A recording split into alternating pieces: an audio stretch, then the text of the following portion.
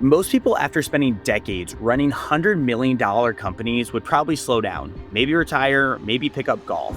But not Dan Frank. Instead, he walked away from boardrooms and global travel and bought a screen printing shop. No background in the industry, no experience with ink or presses. Just a belief that his sleepy little shop in Reno, Nevada could run like a high-performing production machine if he applied the same efficiency and business principles that made him successful in the corporate world. Today, Silver Screen has doubled in size, employs nearly 100 people, and operates more like a logistics powerhouse than a typical print shop. But how exactly did Dan use systems, technology, and efficiency to fuel that growth? And more importantly, what can other small business owners learn from his approach? I'm Ryan Atkinson, and you're listening to the Output Podcast, where we uncover the secrets of building and running successful businesses. I am so excited to welcome Dan Frank to the podcast today to talk more about print shops and the technology he used to scale to where he's at today. So, Dan, thank you so much for being here. Oh, you're very welcome. Thank you. Let's reel back the clock, because I talked about you being a CEO, $100 million companies. So you've made that transition from a corporate CEO to owning a print shop. Can you walk us through that transition and what drew you to make such a drastic change? Yeah, I was in international logistics, so a lot of travel. Been doing it for 30 years. And so, I felt like getting closer to home, which Reno, Nevada is close to my hometown, which is very small, and taking care of my elderly mother and just kind of slowing down a little bit. I think the main decision for me was the travel. I was probably 70, 80% of the time on the road. I enjoyed the experience, but, I felt like spending a little more time with family and friends and things like that was a priority.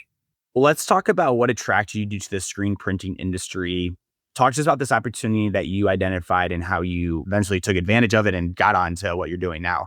Yeah, that's a funny story because I pretty much picked Reno because it's an hour and 15 minutes from my hometown, which is 1,900 people. So Nevada is a very business-friendly state. I saw some advantages to California's struggle in manufacturing, warehousing, trucking. Those industries are really struggling because of the labor force and things like that, and also regulations. So what I did is I just decided, all right, I'm going to buy a company in Reno, and I started engaging the business community. And this business was for sale. I met the owner, very nice guy, started in his garage, built it up to 2.5 million, something like that. And I saw a lot of areas where he could scale. So the business definitely was not in trouble. In fact, it was a good business, but it definitely hit a plateau. He had burnout, things like that. And he had some priorities with family that he needed to deal with. So he was 43. That was the only concern I had. He's still consulting for the company 6 years later. So that was successful. But that was a concern, is what is he going to do? Is he going to become a competitor? And he was not. So I just decided to pull the trigger. I mean, the sales price was pretty reasonable, and I felt like the business needed capital, which I had. And so I decided to proceed. Nice. I love it. Well, let's talk about that transition then, because basically then you would get into Silver Screen through an acquisition, essentially, or buying a company. Let's talk about how that transition was. I mean, what was the reaction from the employees? Talk to us about like emotional. I mean, what you're going through. I mean, at $2.5 million a year, I'm sure that pretty nice multiple. So I'd love to hear a little bit more about that transition as well. He didn't tell the staff. It was his baby, right? So I had to tell the staff. That was a very interesting meeting for sure. His processes, in fact, I had a meeting with him yesterday about technology and some things like that. Him and I think completely different. And the first year was a struggle, a lot of conflict. I tried to just stay pretty neutral and learn the business. He had excellent processes, proprietary software, tried to gain a relationship with him. That was a difficult year for sure, but COVID happened about 6 months into the purchase. And so he decided to work from home. We had to obviously downsize the company and kind of restructure it. So at that time, I really took over. And that was good because the conflict wasn't really good for the business. We thought very differently. But as a consultant, he's done an incredible job because he's really a systems process guy. And so I'm the sail and he's the rudder, if that makes any sense. I don't know if you ever heard that analogy, but he's got some really good insight. I tend to take risk and make, kind of entrepreneurial decisions. He will call out the risks of those or the concerns. And we've ended up with a really good relationship, but a pretty good, there was conflict, but he's a super appropriate guy. Obviously, I valued him. I didn't want him to leave the company. And so, once we got through that process, we began to communicate a lot better, make better decisions together. And I would consider him, I always call him my partner, not anything else, because he's still very involved in the business.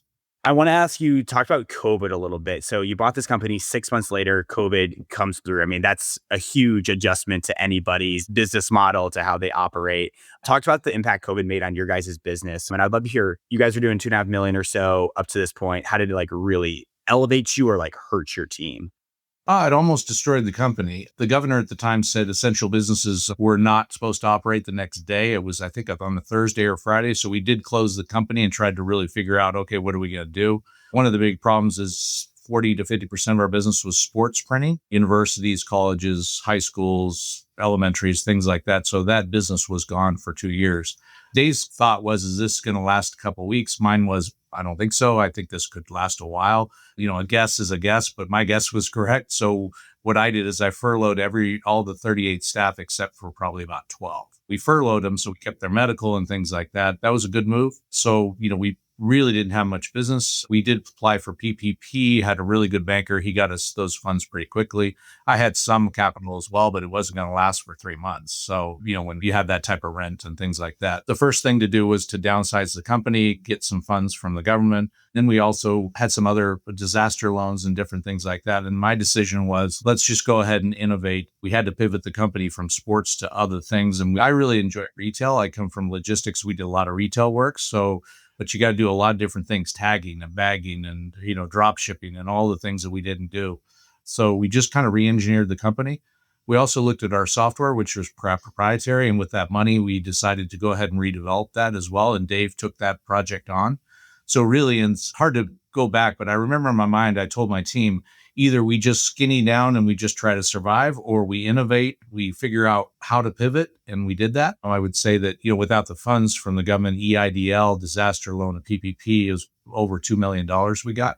So, the government really took interest in us, I guess, through those programs, and we took advantage of that. Yeah, I think it talks about being an entrepreneur, as you said, and taking risk of saying we have to cut sports completely. We have to go into straight like e-commerce. That's what's your background was. One thing that you've also noted here is like you're big on measuring like everything, operations, just measuring, measuring, measuring. Let's get actual for listeners that also want to start something similar here. For shops that are just starting to attract like efficiency, what would you say are like the most three impactful metrics they need to focus on? And I don't think anyone is better than the other. Probably one of the ones that everybody knows is lean manufacturing steps. The first thing to do, you just mentioned, is you have to measure everything to be able to make any progress. So the good news is when I took over the company, he had schedules, he had allotted times for certain jobs, and he had a really good process for that. But I felt like we didn't labor share enough. We didn't really study steps and really try to figure out efficiencies and work with the team and train them.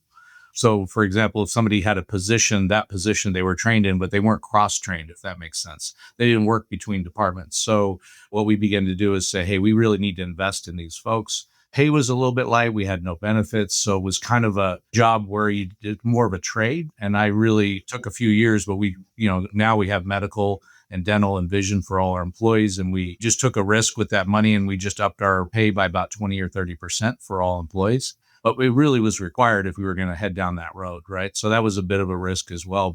And we operate what's called a meritocracy. When you say measure, yes, measuring is important. But in my opinion, especially with the young people, because I'm 61, is that I think there's a skepticism that, the company is not going to come back and reward them. I consider an employee asset. If you measure them well and you measure the business well, and then you come to the table with rewards based upon that measurement. So we have metrics not only for the business, but also for the employees. So let's say if a printer is printing at 85% and through training can get to 90, they immediately get an increase for that. And there's measurements for that. We call it a meritocracy. That word's actually started to be used more and more. I've heard it more and more. And I always give this example. We had a gal from Elko, which is a small town, Nevada, come. She had no experience and she really wanted to learn the business. She literally ran from the machine back and forth. Not that you need to run, but her energy was very high. She was a good communicator. She got, I think, 6 increases in less than a year. And now she's one of our supervisors. So, meritocracy sounds great, but she was just killing it. I would say her income increased about 30% within a year. Most people spend months, sometimes years, just thinking about starting a business. But what if you could do it in just 10 days? That's exactly what the 10-day business launch plan is designed for. It's a step-by-step roadmap that takes you from idea to real operational business in just 10 days. Click the link in the description below and get ready with your business. I want to talk about like implementing something like that. So what exactly, if someone's opening something similar to this, what exactly should they be measuring? Let's start with like themselves and like employees on like, what are some of the most important metrics to track daily for like productivity and like performance? Well, manufacturing, I think, is a little easier. I think in the office, it becomes a little more complex. But in manufacturing, I mean, you really have to study what is 100%, right? So that's productivity, those measurements. How long does Bob take to do a job versus the standard? If you create the standard, then Bob can see what he's aiming at to be at 100%.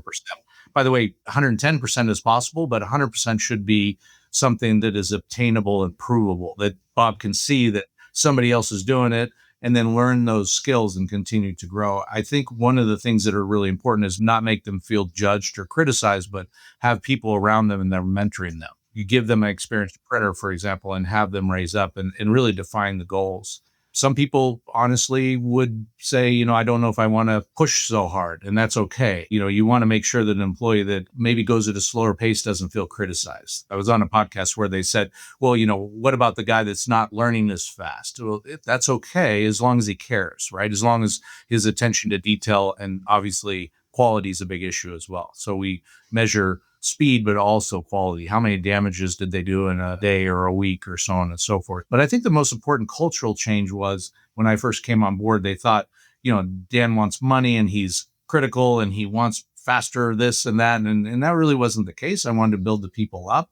And I would tell the employees, we're trying to get wages up. We're trying to get benefits. We now share 7% of our net profits and develop a culture of understanding that we're all in this together. Right. But clear goals and measurements are critical. Can't be a speech, right? It's got to be something they can see. Yeah. Dan, what I love is just like reading between the lines, like I get like the genuine passion. Like your team like really does treat people so well. You've talked about, compensation going up 20 to 30%. You guys are sharing net profits. I feel like that really does build the culture, as you talked about, of we are all in this together. It's not just Dan's money hungry. Dan wants to go all quicker. It's like, no, Dan actually cares about the people. I feel like building a culture like that is super important in manufacturing. Yeah, there's like 5 competitors in Reno. We're probably the biggest by about 4 or 5 times, but we weren't when I started.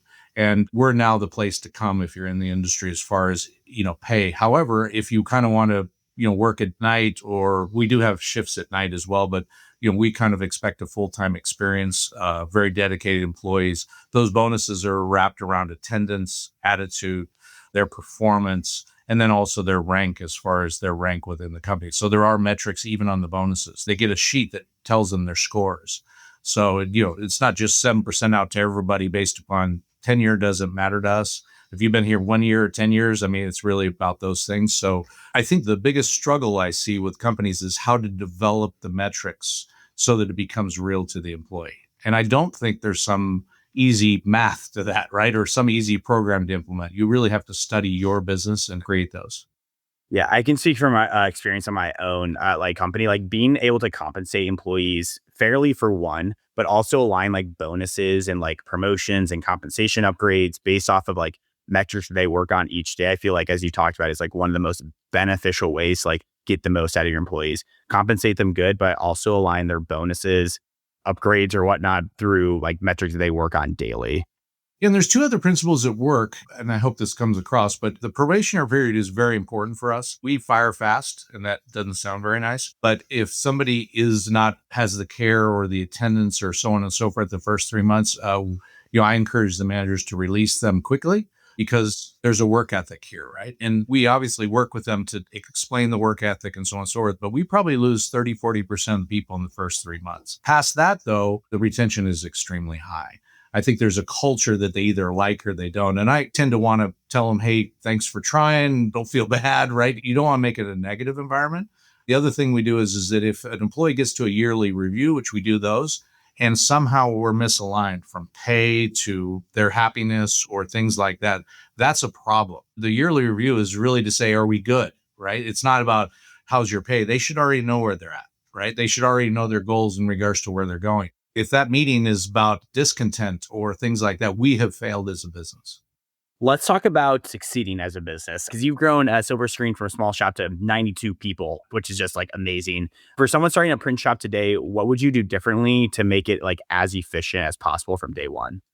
The industry's growing up, but most screen printers, or we have embroidery machines, digital machines, we have warehouse and fulfillment. So we do a lot of different things, but most shops start their screen print just like this one. And it tends to be people that think it's pretty cool and they like the art. They really enjoy doing all those things for the customer, feeling proud about making a restaurant's, redesigning their image or their branding or so on and so forth. And by the way, that is very, very fun. But that's one of the reasons I love the industry. However, it's also manufacturing. There's a real weakness in the industry in regards to business principles, delegating authority, creating order, CAPS, corrective action reports in regards to meetings, in regards to what happened. And then, lean manufacturing. I took all the supervisors that were in offices and I put them in stand-up desks on the floor. That wasn't really popular in the beginning, but that way the operators and everybody on the floor had their supervisors right there. It was kind of a culture. I call it carpet versus the concrete. Create one team and make sure you know that the most important thing is on the floor. Those employees and what's happening there, that's where we all should be, is on the floor. I always tell my guys, this is all about the floor. But there was a real culture like, hey, those guys out there are getting the job done and we're the important people, right? And that can happen in any company. I think the main thing is that trying to take people that came into the industry as a passion for art and artistic things and realize, at the end of the day, we're still going to have to put out so many items per day. And really, we run daily P&Ls. We know where we're at versus the budget. For example, we do 40,000 chargeable activities per day, potentially. Sometimes we do 36. So every time we touch, if a shirt gets 3 locations, we call it, that's 3 on that one garment. So we don't cart garments, we chargeable activities. And we are 111 staff now. And we measure every single position, what we need to do, what that means to the revenue. And then budgeting is critically important. It's very weak in the industry. If we work hard, the money will come. But in my opinion, you've got to really study, what are we charging our customers? What are our metrics? What are our goals in regards to hit those daily goals? Like to make budget, we had to build 36,800, I think, this month per day, right? So, and break all those down into departments. It seems a little dry. I've definitely engaged in people in the industry, conferences and stuff. To some of them, that seems kind of like a buzzkill. Does that make sense? It's like, well, that sounds real businessy. Well, you're a business guy. Unfortunately, if you're going to be in business, there are certain principles you have to adopt: budgeting, measuring, things like that. Yeah, I absolutely love that. And let's talk about that a little bit more about like budgeting correctly, because that's something for my own company that like the first year of operations, honestly, we like didn't do that much budget, if I'm being honest. Like we just didn't do that much. But year 2, you start to get a little bit more strategic. You kind of know what you're doing a little bit more. You think you do anyways. Where now if like a client comes in, like a breakdown, like whatever, we'll just make it simple. Like 80% goes to our operations / payroll, 10% goes to like marketing, 10% goes to something else. I'd love to hear if you have like a specific breakdown on like how you budget appropriately. I'm not sure I do it right or perfect or anything like that, but we just kind of figured out our way. The most important thing for us is to measure dollars versus hourly labor on the floor.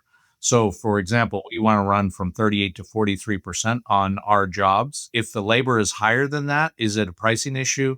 Is it a productivity issue? And we drill down into those things. So the reason I do labor is that that's the largest for us. All labor is about 58% of our business. And I can't control rent. I can control cost of goods stuff like supplies and things like that some, and we have a budget for that.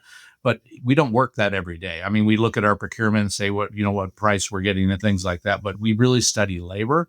Again, I'm not preaching that that's the only thing that's important, but it's the most controllable. So, if our labor is running below 40%, we know we're going to make money. The second thing is we look per head. I don't really like the term, but I don't know. Another one is we take a look at all revenue for a month and we divide that by the employees. So, for example, we know that at $6,200 or more per head, we're going to pay all our bills. At about $7,200, that's our budget. We know that we're going to be within our EBITDA goal. If we get over 7,200, we had a month where we're at 8,300 a head and we made 6 figures in that month, right? But I think it's important to look at headcount and are you being efficient with those? Are you working those things? Well, I always say it may sound strange. Even other people have said, really, that's your number one, but that's our number one thing we look at the end of the month. And then you can drill back down into that. Does that make sense? You don't stand there and scrutinize that. You take that and you go, what happened? Why did we drop below 8,000? Why did we drop below 7,200? And then do that. I think in budgeting, I'm a big proponent of not over budgeting the company, but winning.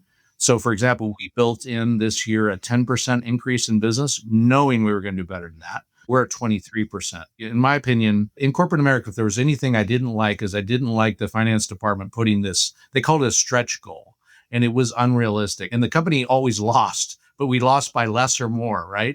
We're winning by 13% over budget, and it's fun. it makes it a lot fun. And then, of course, create bonuses based upon over budget as well, like I talked about. I think a winning culture is one where the goals are realistic and people feel like they can meet them. I think a losing culture could be winning, but they feel like they're losing. Oh man, I resonate with that so much because honestly, we should do this more. But last year, every month we had set a revenue goal. And I honestly think it is good to set every month, like have a revenue goal for what you want to hit. But like every month, I mean, if you're not hitting it, you're just so stretched. Like, holy smokes, we're missing revenue. It's the end of the world. So actually this year we stopped tracking revenue. And so far, I mean, we're talking literally day one of Q3. We literally have already surpassed all the revenue we did last year, which is just like amazing. I feel way less stressful, which is great. But I want to ask, like, first time CEO advice that you would give to other CEOs. I mean, what are some of the first things they need to get right off the bat? I mean, you've done this multiple times here, so I'd love to hear your thoughts there. Immediately, and this was a weakness of the business. The previous owner basically opened the building, closed the building. He had 38 direct reports. It's pretty obvious. I mean, he knew it wasn't good either. But, building a management team is a lot of hard work. It takes years. I have 5 incredible managers, but I have had to, change out a couple managers. I've had to spend a lot of time. I mean, they now, when I talk about business principles, understand what I'm saying, but I've been saying the same thing for 5 years, right? So it made me feel like I'm not getting there, but transferring that knowledge, trusting them, supporting them, having weekly meetings with them, making sure we have a daily production huddle. And you could say, wow, that's a lot. It's only a half hour, but we go through everything. We call what's stucks. At the end of the meeting, everybody calls out any problems that they have. We call them stucks. You can call them whatever you want, but they can voice their concerns. Like, I'm really concerned. A lot of times if a department manager will say, I'm not sure I can get it done. Then another manager, because of the culture we created, say, hey, do you need an employee? I think I've got an extra one. And I smile a lot now because I sit in the meeting. I don't say much anymore. And they're just interacting. They're trying to figure out how to win every day. The failures from some people that don't have a strong management team is they're impatient to get it done. I think that you've got to have a vision for the structure you're trying to build, and you have to, take some time and mentor them and work with them. And then sometimes you have to realize that maybe the company is growing beyond the abilities of that individual. I basically went out and said to a couple individuals, said, hey, I think I need to get a little higher skill level, but you're good. So you obviously want to retain your talent, but you got to make the hard decisions. You can't make a decision because somebody's a friend or because they're a good person or so on and so forth. They may just not have the skill level or maybe the appetite. A lot of times people say, I'm good. That's okay. There's nothing wrong with that. And don't put pressure on them where you're going to build their failure and yours into that. I love it. Dan, this has been so good. I love like the culture first mindset that you have put. So I have a lot of great takeaways there. But let's go to our fan blitz questions to round out this podcast. And these are questions submitted from the community. Listeners, if you want to join in on world-class entrepreneurs, go to www.youtube.com/upflip and submit your questions there. But Daniel, ready for our last 5 questions here? Sure. What's tougher, managing 1,000 corporate employees or managing a team of screen printers during a tight deadline? Screen printing for sure. Absolutely. Much more complex. I like it. If you could only use one piece of technology to run your business, what would it be? In my environment right now, we developed a proprietary portal that interacts with our customers and it does all our scheduling and everything else. So I can't live without it. So it'd definitely be that portal. What's one business book or resource you think every small business owner should read? It's an old book, but I read it. I have my team read it. It's Good to Great. The reason why that's really good is it's a research book about what businesses went from good to great and which businesses failed and why. You got to read the book to figure that out. But that study was a study of history back to forward. So, there's business principles you have to adopt to make success. And there's research to prove that. What's your go-to stress reliever after a hectic day at the shop? I live to ride off-road motorcycles with my buddies. So, when you're out in the desert at 70 miles an hour, that you can't be stressed. There's a lot of focus that's necessary. So that's been my stress release. And last one for you. If you had to start a completely different small business tomorrow, no screen printing allowed, what would you do? I'd probably go back to logistics, warehouse distribution, contract logistics. I still love it. I know it very well. At my age of 61, I wouldn't want to start a new discipline. This was a bit of a stretch for me for sure. So yeah, I would like to, maybe buy a warehouse distribution company and work with that. Well, thank you so much for working with us today on this podcast. This has been so good. If someone's like, holy smokes, Dan, I need to check you out and learn more about the culture that you built, where can they connect with you at? I have a LinkedIn address under Silver Screen Printing. I don't mind an email at dan.frank@silverscreenprinting.com. If there's, any networking or anything like that, those 2 vehicles are probably the best.